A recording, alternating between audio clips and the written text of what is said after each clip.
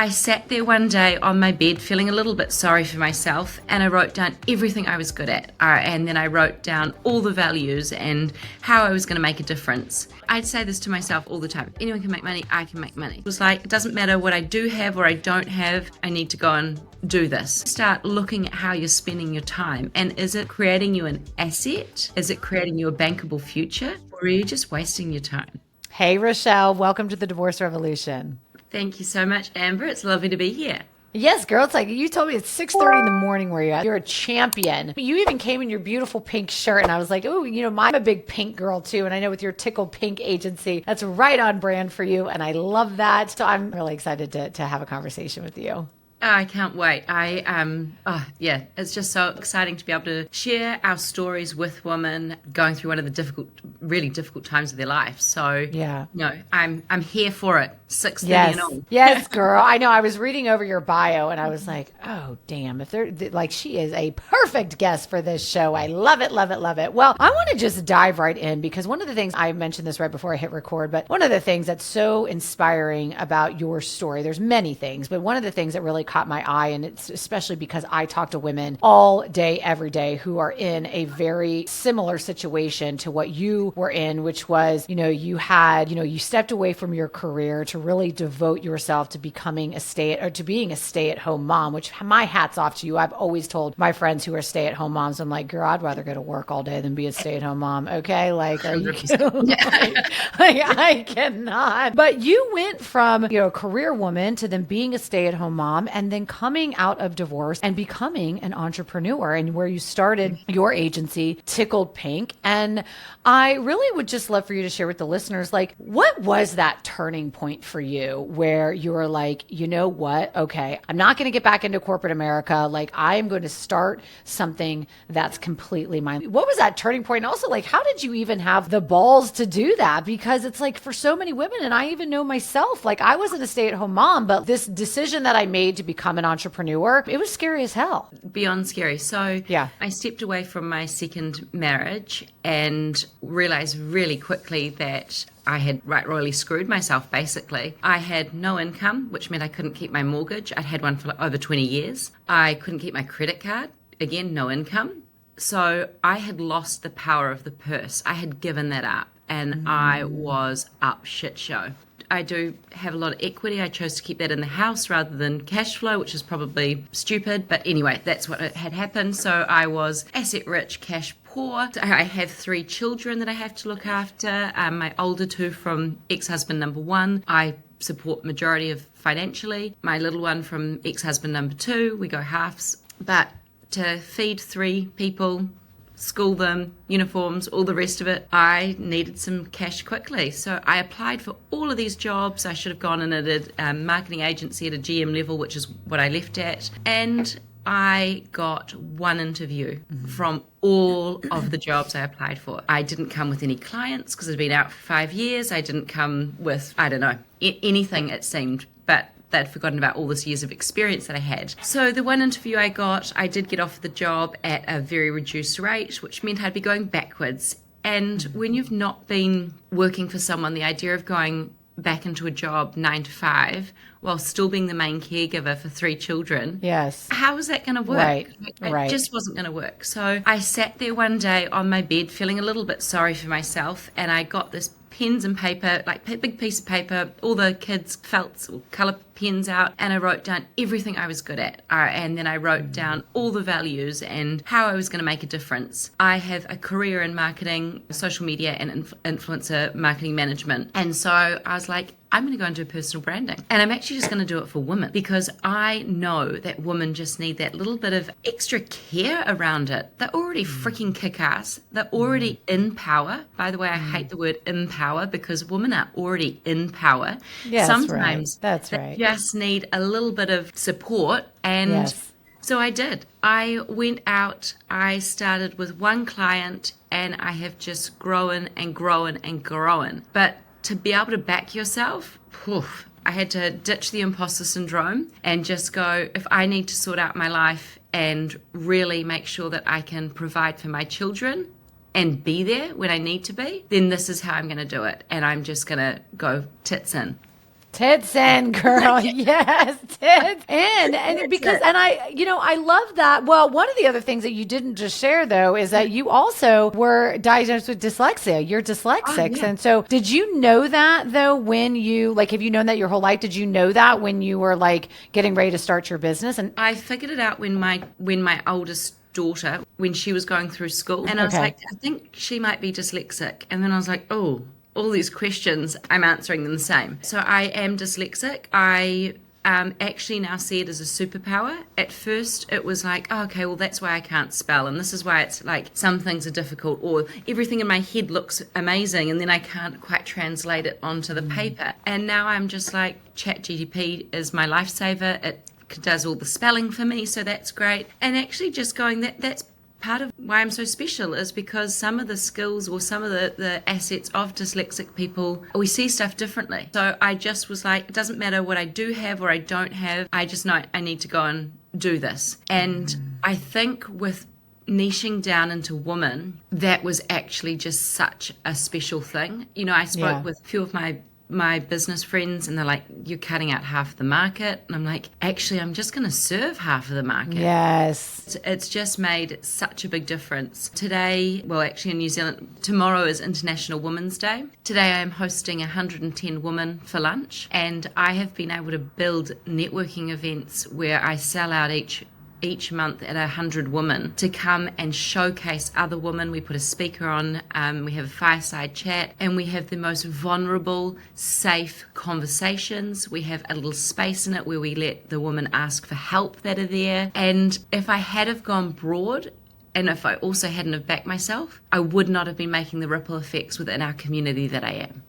I love that. Are you talking about your sip and share events? Yeah. I know. I saw that and I was like, oh, when you decide to get these going in the US, I need to be the first person you call, because I love this idea of women, just getting together and collaborating. And what I love most about your story is, and that's why I brought up the dyslexia, because I think we all have things in our lives that, it's kind of like viewing it, the glass half full or half empty, right? We all have things in our lives that we can be viewed as things that can hold us back, or, by having a reframe, looking at them as your superpower, as you said. And I absolutely love that. But what I love about the mindset that you had was basically, it was like, yeah, okay, I have these things, but guess what? I'm going to figure this shit out. Like, I'm going to figure it out. So I'm curious for you, how did you, because that's one of the things I talk to a lot of women who do want to maybe start their own business, because you're right. For whether or not you were a stay-at-home, they should, right? Whether or not you were a stay-at-home mom, or you were, you are a full-time working mom out in like a 9-to-5 corporate America type thing, when you become a single mom and you are having to navigate all of the things that go on, being locked into a 9-to-5, like where you have to go into an office all the time or whatever that looks like. I don't know how women do it. It's extremely, extremely difficult. Here in the US, I don't know how it is in New Zealand, but here in the US, sports for kids are crazy. I was having this conversation with my mom the other day. I was like, I don't want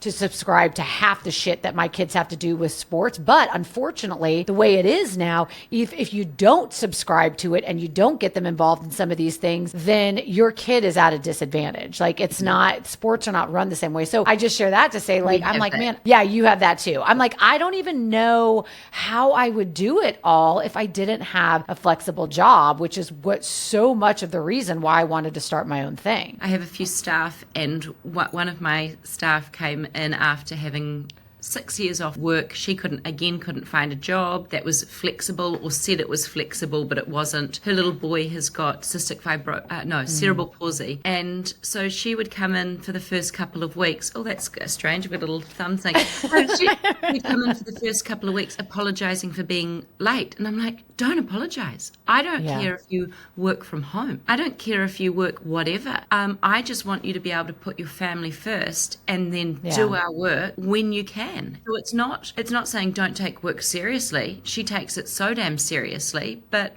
if she needs to be at home or going to drop her son at physio or watching her daughter go to cross country, hell yes, go and do that.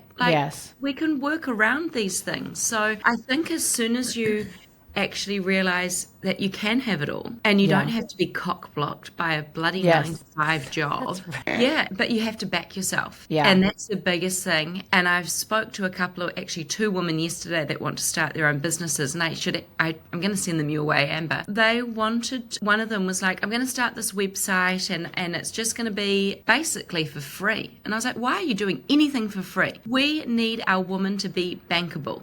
Like literally. You need to, they deserve to make cash and be proud of making coin and running their own businesses. Yeah, absolutely. And be bankable. Well, yes, girl. I love that your first step was, though, literally, because I hear this from women too all the time of like, oh my God, I would love to start my own business. And there's usually like 2 things that get in the way, I think, from women starting their own business. Number 1, it is not knowing where to start. Yeah. And then number 2, it's like having that imposter syndrome, that mindset like, oh my gosh, who's going to listen to me? Who am I to start a business? And I love, though, because your process was the same process that I did. I sat down when I was like thinking about, okay, I would like to start my own business, but I don't even know what this would look like. And I literally sat down just like you did, and I just did a massive brain dump. Okay, what are all the things that I am good at? What are the different experiences that I've been through in my life? What are things that I'm passionate about? And I just kind of did like a little soul searching, and that really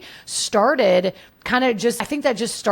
opened up my eyes to the possibilities. And that was like my very first step. What did you do next, though? That's the thing for most people. Like, okay, what was your process there? I think serving me was actually the fact that I needed to go super quick. I needed to make coin quite quickly. So I started without a website. I started with a logo I made on Canva. I just went and did it. And I got some clients, and they didn't care that I had a website. They didn't care about any of that. They cared that I fixed a problem that they had. Yes. And so I think I was lucky when I come back to that speed thing. I needed to make money quickly. So I needed to get them on board. And then actually I was building out all the methodology, the templates, the everything as I went. And it wasn't perfect, but it didn't matter. I was doing it. So version 1 versus version 50 that I'm probably on now are completely different. So I think it was because of needing to have that speed and build stuff up, it was just get going. And I removed all the roadblocks that I probably could have put in my way because I just had to do it. Yes. So I think that was really lucky for me. I was lucky. I mean, like most people, I had a great career. I had a lot of stuff to pull on, and I actually just owned it. I was like, I did do that. This is what I did do, and this is what I can do for you. And then as soon as you get a few clients under your belt, you get testimonials from them. I was building out my community. I was doing that as well. So it's just, I suppose I was lucky that I just had to get going. Yeah. That was it. Just get going. You know, it's interesting. I was actually quite the opposite of you, and I regret doing this because I wasted so much money. So I actually, when I first got going, I think I made the mistake of, before I ever even spoke to a potential client, I went ahead and spent $5,000 on a website. I had this logo created. I created all these programs. I didn't know what the hell I was doing. Now, I love my web designer. She was fantastic, and my website's still part of. Yeah, I mean, it was great. But I ended up, I'll never forget, 6 months later, maybe like a year later, maybe like when I actually started making money, and I realized that everything that I had created on my website was worthless. It was not even the niche I ended up going into because I didn't even know what I was doing. It was like all of this. So I'm curious for you, like as a branding expert, you know, if somebody is wanting to start their own business, at what point in the process do you recommend that they start, you know, like that they come to somebody like you, branding agency that's going to help them with their logo and just kind of like their branding and positioning and their colors and a website and all the things? Like at what point, and it's okay if you and I don't agree on this, because I'm the one that's like, I'm like, listen, guys, wait. I tell people to wait. I say, listen, first figure out the same thing. Okay. I'm like, first figure out who you're helping and what's the problem you're solving and get clear on that. And then actually get out there in the trenches, because you only know in the beginning what you know through your own lens, right? And that changes so much. So what would you tell entrepreneurs that are just getting going? I would say you have got so many tools at the moment that you can use, like Canva, like whatever. They have templates in there. I would say just start. Just start, and if you're bootstrapped, just use the tools that are available. Coming to a branding agency when you've actually got a bit more substance is probably worth a lot more than spending thousands of dollars on just the basics. Like you said, I didn't even have a website for 6 months. Right. You don't actually need it. You don't. Start with just a little tiny logo. That's all I started with, was a logo that I could chuck on an invoice so that I could invoice people, because that's actually the very most important thing. Yes. So the people that you serve are actually happy to come along on this journey with you, and you only need a couple of clients, right? Yeah. But once you've got them, then you can go. We're actually going through a rebranding ourselves at the moment, because the powerhouse women that we serve, I'm talking like CEOs, billionaires, like we have got a suite of like legendary women. Yes. And Tickled Pink doesn't quite work anymore. Tickled Pink worked when I was a solopreneur. Tickled Pink doesn't now work now that I'm like an agency badass bitch. So I haven't quite landed on the name yet, but it's percolating. So again, it doesn't matter if it's not 100% correct to start. Just freaking start is all I could say. And then once you've got your feet under the ground, once you can actually afford to invest in it, then go and do it. I sold a personal branding course, but I did a wait list first. So I did a landing page, put the course up. I sold $7,000 and then worth of the course. And then I was like, okay, now I'll go and make it. Yes, I didn't even make it. Why would you make something if you don't even know you've got people that would want it? 1,000%. I mean, I learned that mistake. So, and now what I do anytime I am creating a program or anything like that, I build it as I go. I'll sell it first, and then I build it as I go, as I'm delivering it to people, either whether or not that's live or just because, yes, I also have made the mistake of spending so much time and energy and resources and building out programs. And then if you don't sell any of them, then it's like, exactly. Well, what are some things for somebody who wants to be an entrepreneur who's just getting going, and if they are just wanting to, like you said, just start and maybe use some things, Canva or something like that, to just create a very simple logo? Or are there some things as far as like colors, or are just even like just some basic kind of branding 101, just a couple things without getting too far deep into it, but just some things that maybe they should consider? Because I got to tell you, even though it sounds easy, I got to tell you, I don't have a design bone in my body. Okay. So like for me, even for me getting on Canva and picking all these like that seems very overwhelming for me. So like maybe what are just a couple things that somebody should consider if they were just going to give it a go and just kind of create something to get themselves going? What were some things you'd like them to consider? So I would get them to start with a Pinterest board and go through all the logos and designs and things that they like. So go and just pin a whole lot of stuff. And then within the Pinterest also, you can look up color palettes. What I would say, I had a client come the other day with a color palette of peach and navy blue. And I'm like, but that's not you. And she's like, I hate peach. It was what a designer had given her. So find something that you are proud of and you like looking at. I mean, even simple black and white is professional, clean. Add one color to it. Like you don't have to have a whole lot of stuff, but make sure it serves your audience too. So the peach and navy situation was not serving the audience that she speaks to. Your personality gets to shine in that as well, part of it. So I chose pink. Pink's my favorite color. It stands out. It was the name of the company. I've got the freaking number plate tickled. I need just the pink Cadillac to put it on. But just go and give it a go. So even if it's just a simple black and white with a pop, pick one freaking color. It looks smart, slick. You'll probably be proud of it. And then move on from there. You know, don't overcomplicate it is what I would say. Yeah, absolutely. I mean, I know for me, that's really how my branding is super simple. Literally, it's my name and I like the font and it's black and white and that's it. And I love hot pink. So that's actually how that even came to all be. And now I was even thinking about it this morning. I was like I saw my podcast. I'm in my car, like my podcast cover art, like pop up on the thing. And I was like, oh, I just love that. It's hot pink. It's bold. It's in your face. And I love it. I think that's great advice. Just literally like trust sometimes too. I think we can so second second guess ourselves. And at this stage, especially most of the women listening to this show are over 35. Like, listen, girl, like, you know what you like. Okay. Just what is a representation something that you feel good about, that is a representation of your personality, the audience that you're serving, and just roll with it. And this is the thing too, is I think sometimes when we're starting our own business, we can get so, at least I can, because I'm a perfectionist. That is true. And I think that I can get in my own way. And I see this happen all the time. Like, listen, just because you decide to go with something, you can always tweak. You can always change it. You could change it. You could tweak it. I mean, for God's sakes, I just changed the whole name of this podcast. Okay. Like, yes, you can always change it. So I love just this ongoing advice of always like, girl, just get going. Just pick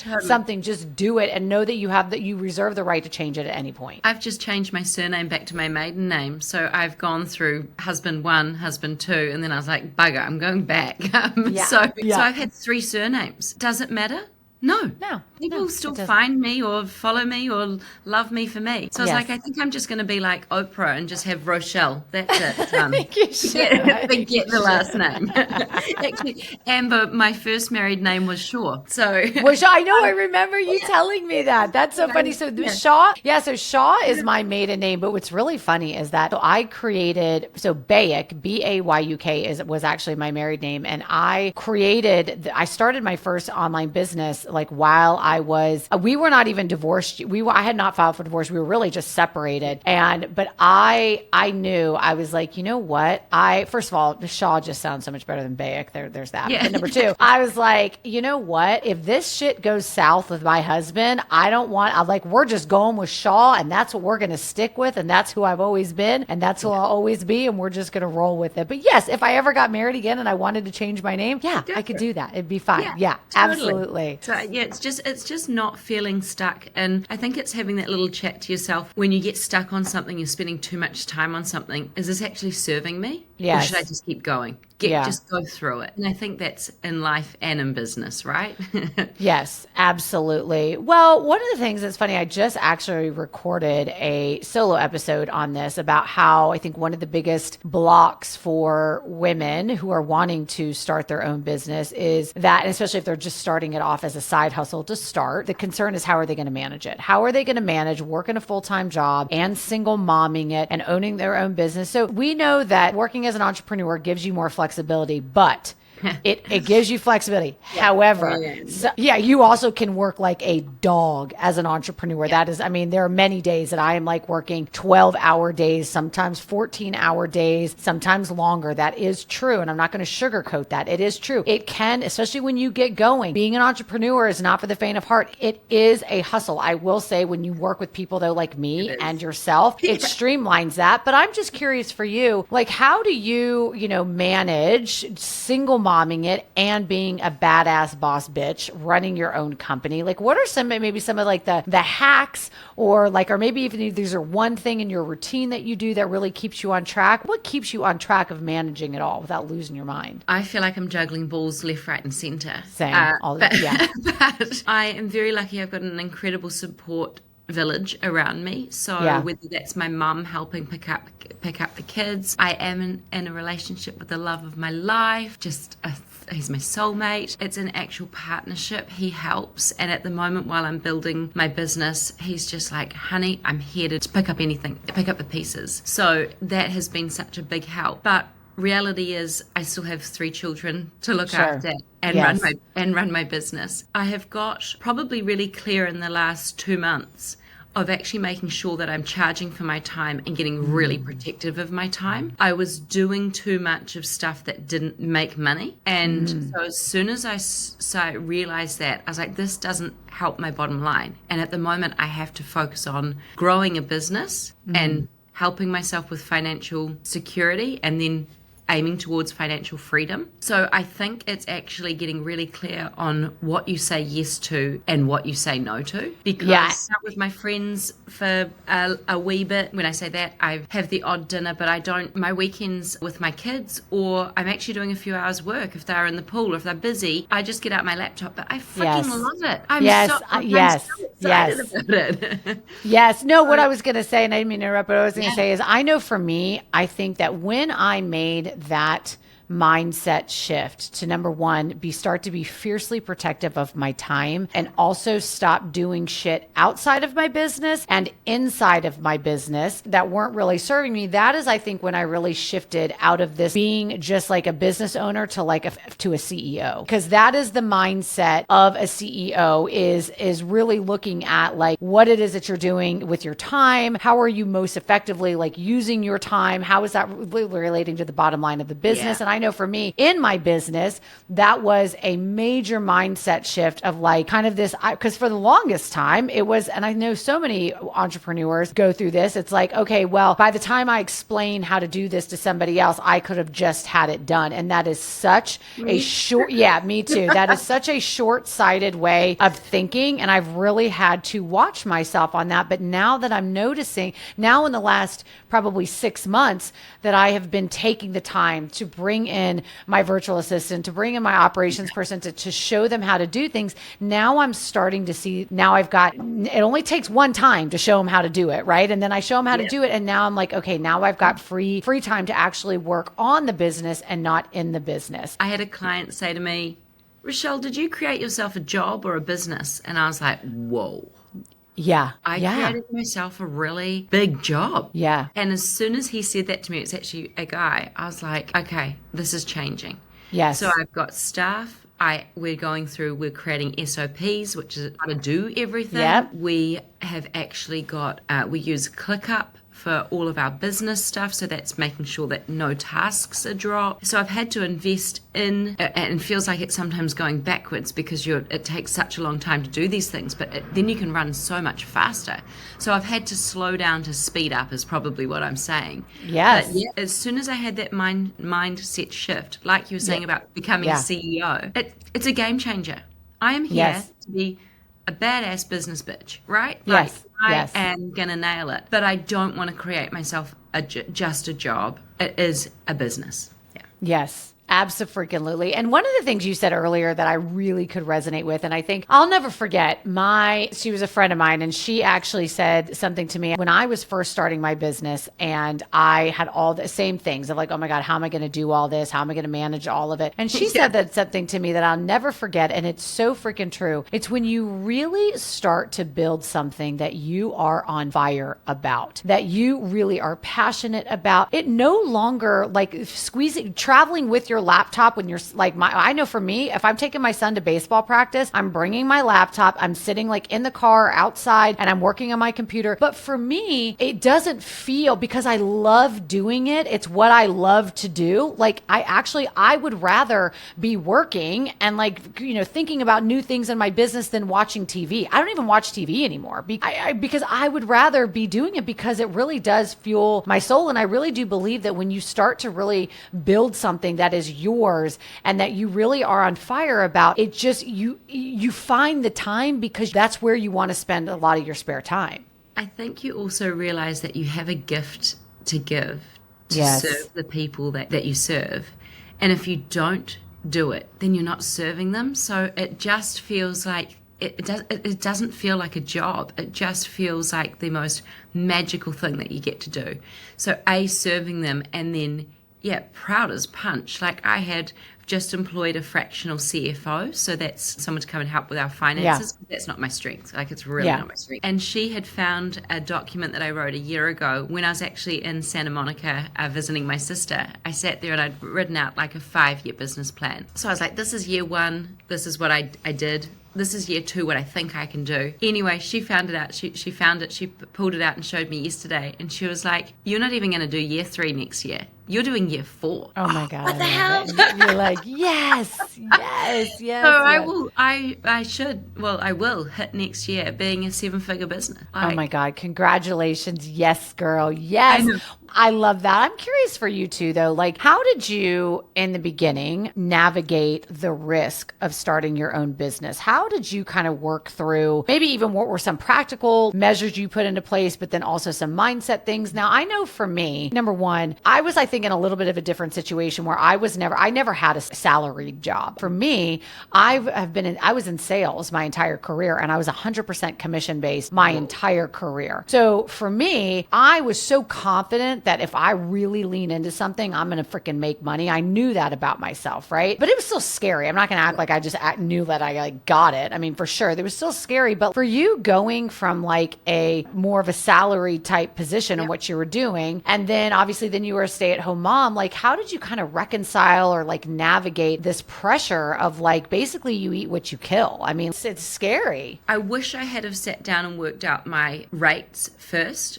What I did was probably silly, and I would hope that, I'm assuming you teach the people this. I was like, okay, well, I think that that's probably what this is worth, or that's what they'll probably pay for it. And so my hourly rate I actually gave myself from these packages I had created was about zero. Like I was going backwards. Right. You're working for negative dollars, right? Yeah. So I did that for a few months, and I was like, oh, look, I'm doing so well. But it was like, I'm actually doing so well being so busy and not really earning even a great hourly rate. So I would suggest to people to work out how many hours a week you want to work out a freaking hourly rate, work out a package that you can give that's not hourly rate, but you know, like that thing, and then you won't go as backwards as quickly as I went. But the idea was, I've just forgotten the question. No, that's okay. I was just asking basically like, no. I was just asking like, how did you really kind of reconcile, or maybe even the mindset shift, or like a practical tip to like.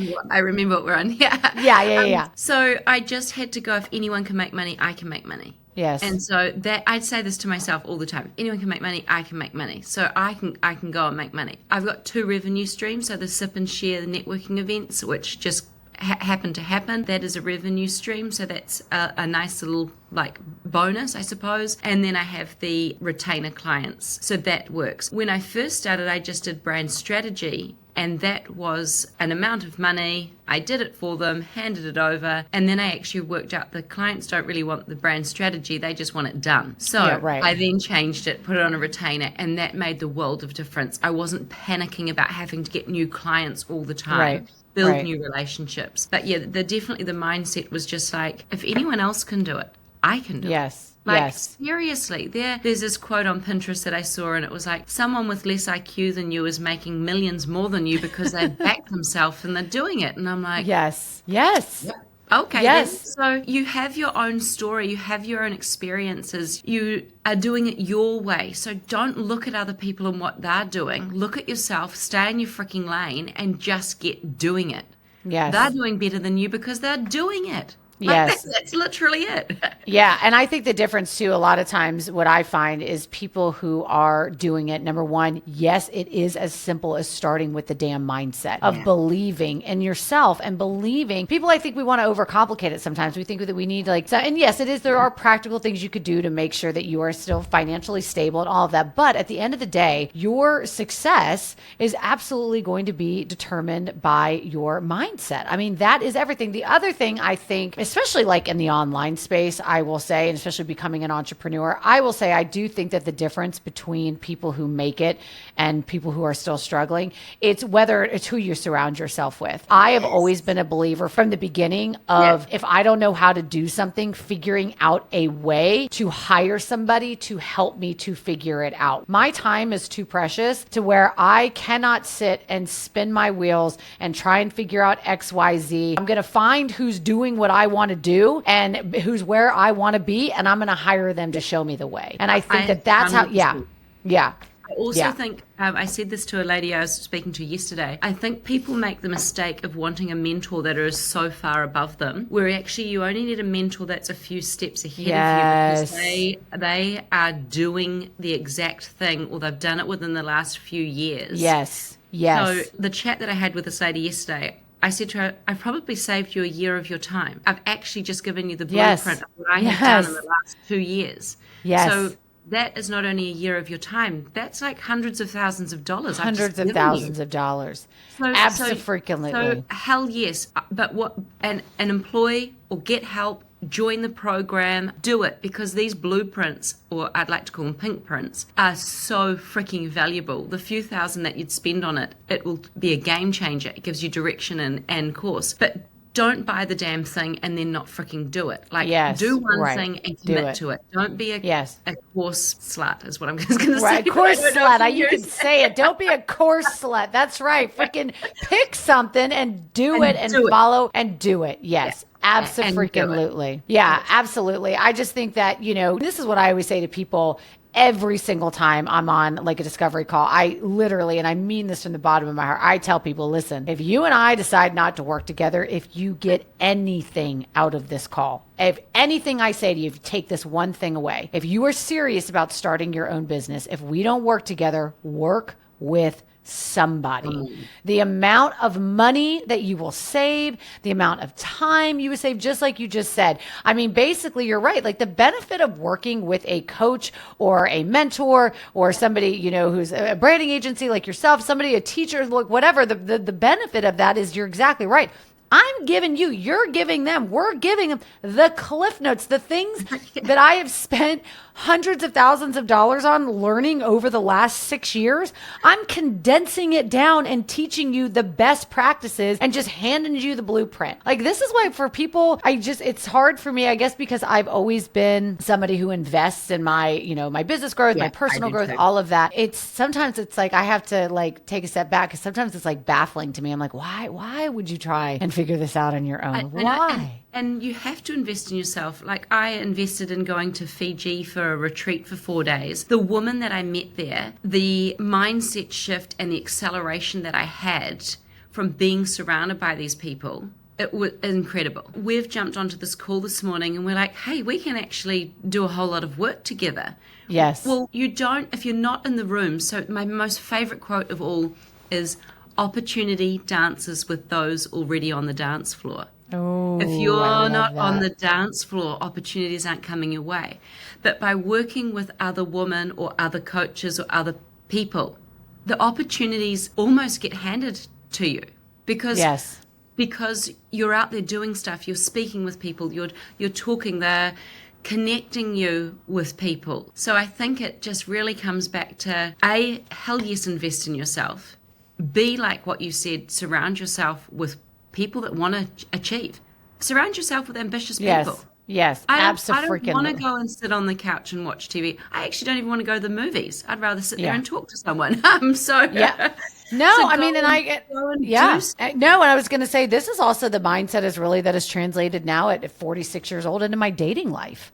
I'm not interested in dating somebody that doesn't have a drive to succeed. Because guess what? 15 years from now, I want to be traveling the world. Like even 10 years from now, when my kids are in college, I have built this business to be able to work from wherever. Yes, I want to go spend the month in France. Okay. I want to do this. So I'm not interested in dating somebody who doesn't, who has no ambition when it comes to work or who's just like skating by. I'm not interested in that. It's also with my friends. Like I'm not interested in that. And so I think that there's a lot to say if somebody's listening to this and, we're talking about investing in yourself, listen, it doesn't mean that you have to go spend $10,000 in a coach. There are a lot of like really good coaches out there that have like DIY stuff that you can do. Even the coaches that have like free Facebook groups, just take the step of just, go to the workshop, go to the free Facebook group. I mean, my God, do you know how many times people sign up for free workshops and then just never even go to the workshop? How about just go to the workshop? Just that by itself. Start showing up for yourself. That's the very first step. Yeah. And put yourself out there. Go to that networking event and actually don't stand and that's there. Free. Yeah, it's free. Go and meet some new people. I mean, LinkedIn for me, because I work with women in business, has been a game changer. I didn't have money to spend on marketing, but LinkedIn, it was free. I built relationships with people on LinkedIn. It's actually messaging people, like commenting on their stuff, being seriously engaged. That stuff doesn't cost anything other than some time. So instead of bloody doom scrolling your life, freaking go and start building some relationships. Yes. And you can do that as a single mum sitting at home. Like you can do it, but really start looking at how you're spending your time. And is it creating you an asset? Is it creating you a bankable future? Yeah. Or are you just wasting your time? Because girl. Yes. Well, as we wrap up, I'm just curious, what is one piece of advice you wish someone would have given you when you were first starting out as a divorced mom entrepreneur? To back myself. I changed the password on my laptop. It's back yourself. So every time I go into my laptop, I type back yourself, and to not worry about what anyone else thought, because I think, again, you can waste a whole lot of time worrying about everybody else and what they might think or their opinion. Just stop. This is your life. You want to create a bankable future for yourself so that you can go and spend a month in France or do whatever the hell you want to do. That the only way you're going to do that is by getting on that dance floor. Yes, girl. So, get on the dance floor. Get on. We're just going to distill that down to, girl, get on the motherfucking dance floor. Yeah, Okay. That's what you need to do. Get on the dance floor. Yes, that's what I'm talking about. Well, Rochelle, so where can people find you? But also, who do you work best with your agency, with Tickled Pink? Like, who would need your services? Who do you guys work best with? Ambitious women. So we help bold women create authentic personal brands and bankable futures. So we want to work with women that are on the dance floor and are doing good shit. Yes. Girl, I love it. Well, where can they find you? And for our international listeners who are in the New Zealand area, just tell real quickly about your Sip and Share events. These are the most wonderful events. So we put a woman on the hot seat. Today we have Leslie Oliver. She is the most incredible woman. She helps underprivileged children with education and helping open doors that they would never have opened through educational tools. So we have her on today. We usually have about 100 women turn up. It's a super safe space. We have the most raw, real, authentic conversations. We have a little section where we get 3 women to put their hand up and ask for some help. So the woman in the room can connect with them later and give them some help. And they're called Sip and Shares. So we have those in Auckland, Christchurch, and Wellington. We will be coming up to LA, and I think I found my new Sip and Share host. Yes, girl. You let me know when you bring this to the U.S. I am here for it. I love this. So. Yes. So just follow us. The website will be changing once I've got that, but my Instagram handle is rochelle.was.hair, or find me on LinkedIn, Rochelle Moffitt, or Tickled Pink at this stage. So you can find the Tickled Pink Agency. But please do connect, and I hope that your journey of divorce you see as a celebration, not as a suffocation, and go and get dancing. Yes, girl. Yes, girl. Rochelle, thank you so much. I so appreciate you. Thanks for spending some time with me today. Oh, thank you so much. It's been just a delight. Absolutely.